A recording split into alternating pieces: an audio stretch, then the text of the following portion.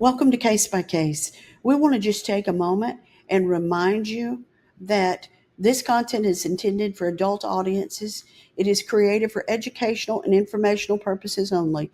Viewer discretion is advised, as discussions may include references to real criminal cases, violence, and other sensitive and potentially distressing topics. While we strive to present every case with accuracy and respect those involved, the material may not be suitable for all viewers.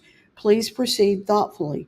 And remember, if you need to take a step back, if you find something that concerns you, if you find it to be triggering and you need to take a step back, please do. You can join us whenever you're ready to come back. We'll leave the light on.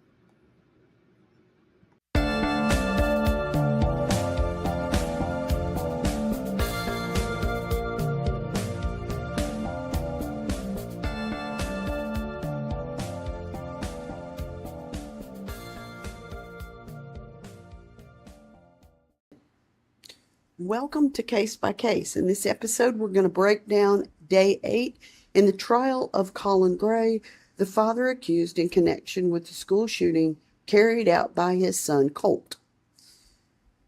Day 8 was long and full of information. So I'm going to try to get all of the salient points, all of the things that matter. But the day started off with some evidentiary arguments over bank records. The defense wanted to keep out some bank records that belonged to Colin Gray because they argued that they weren't relevant. But the state said, no, they are relevant because in Colin's recorded interview with law enforcement, he stated that he didn't have enough money to buy a gun safe, and that's why his guns were not kept in a gun safe, because he didn't have one. And he mentioned needing $78 more to buy it. Now, the state wants to show through these bank records that he made approximately $9,000 in August alone, and he purchased gun accessories, he purchased ammunition, and he bought items from pawn shops. He purchased the firearm from Mike's gun room. So the point they're making is, if he had money for ammunition and accessories, was the safe really unaffordable? So the judge asked whether the state planned to go line by line through months of transactions, and they said no. We only want to show the gun-related purchases. So the judge allowed the records limited to those relevant transactions. So what the state did here is they're showing that his priority was to buy other things for the gun and not the safety and security of the firearms. And that money was obviously not a limiting factor. The next arguments that came about were from photographs.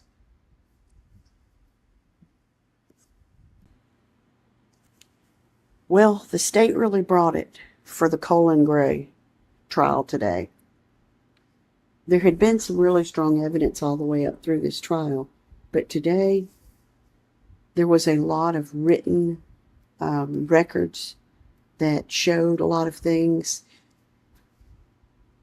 It's not looking good at this point for the defendant. First of all, they had some digital forensics testimony, and she had a digital timeline and records showing purchases of firearms and accessories over the months leading up to the shooting. And what was really interesting is, again, Colin Gray was talking about barely being able to make ends meet.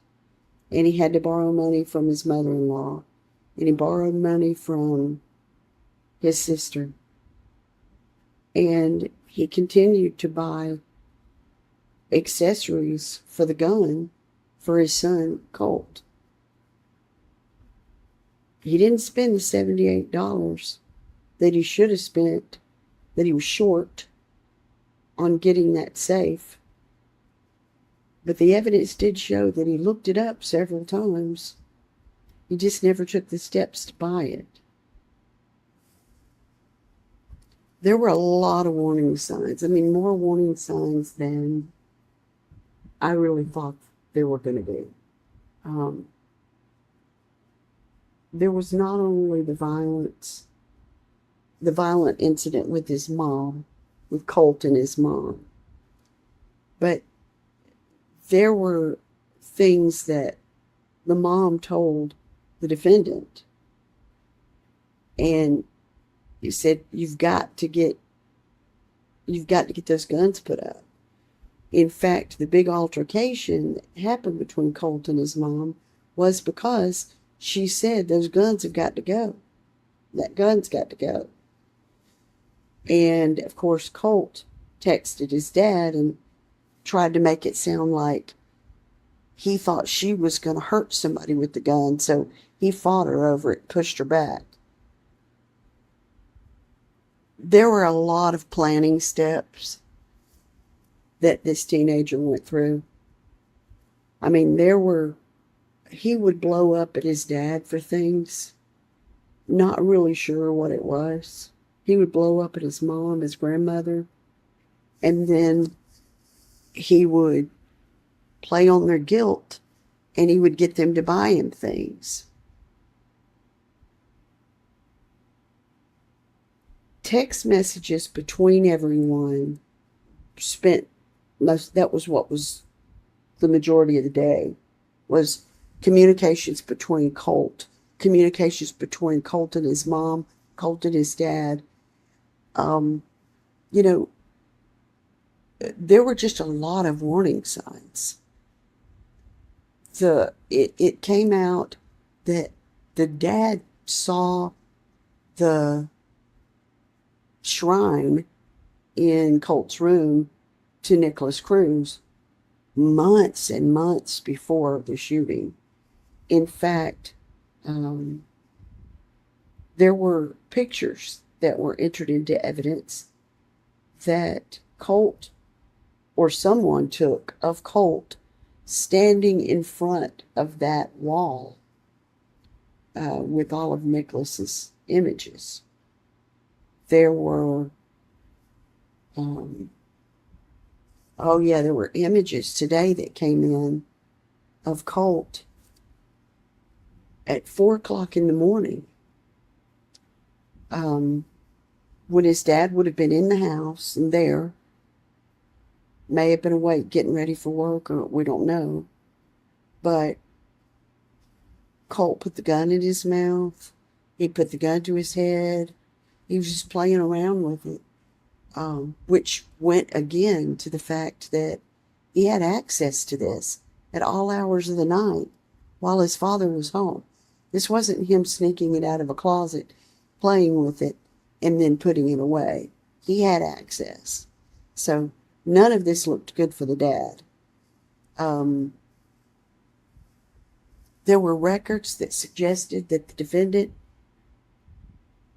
continued to buy gun-related things even after these warnings, even after reaching out to a counseling service and then sort of dragging his feet and not really calling them back to get an appointment going. I mean, it was just, there was one day right before the shooting, a couple days before the shooting, I think it was the Saturday before the shooting, August 28th, I think it was. He had told everyone that he was taking him to that counseling place. But for whatever reason, he ended up going to a store, and they went to Guitar World in Athens instead, and he bought Colt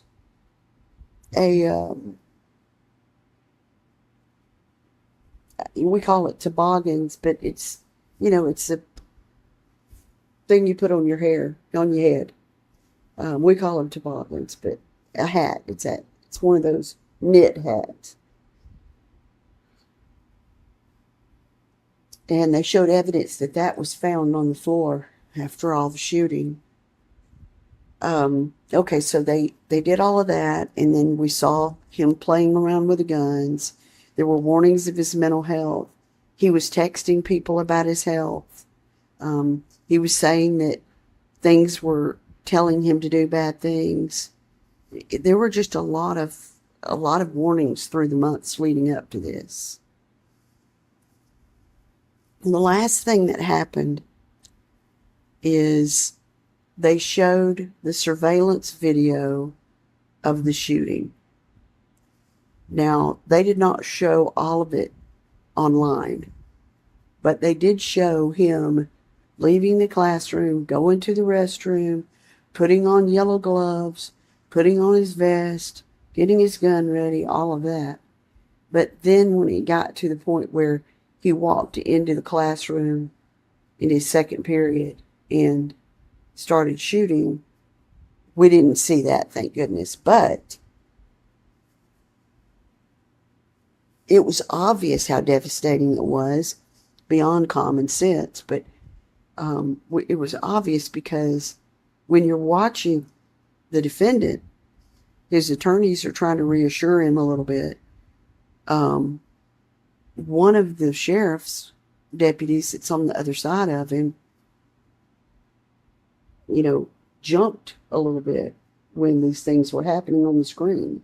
And he's seen a lot of stuff. Jimmy Berry didn't seem to react too much, but, he's worked on so many cases throughout his life and career that didn't really surprise me. But what did happen is the defendant broke down. And I don't believe it was fake.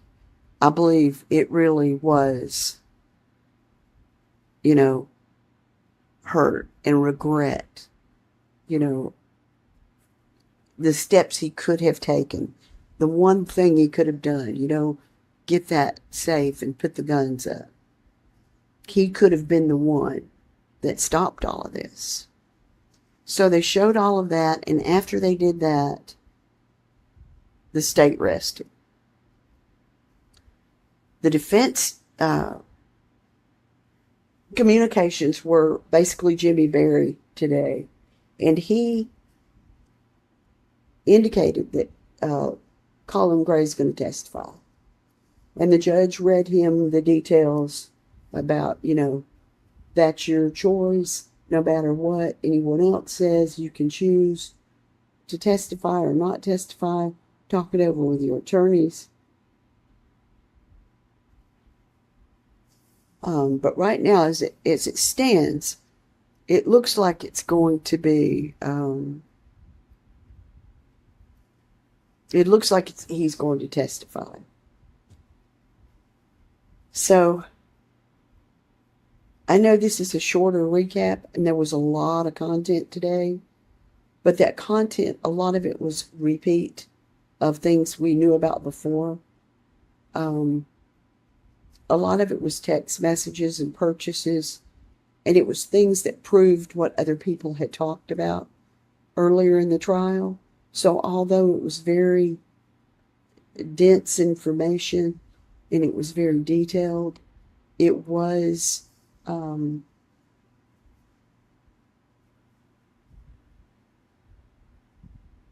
wasn't really new information. It was just more details of the things that we've been told.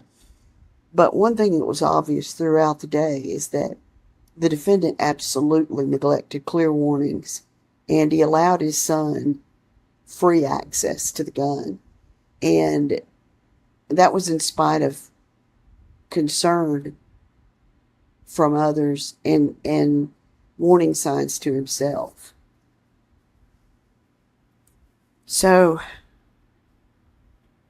I think that was everything. So tomorrow should be interesting.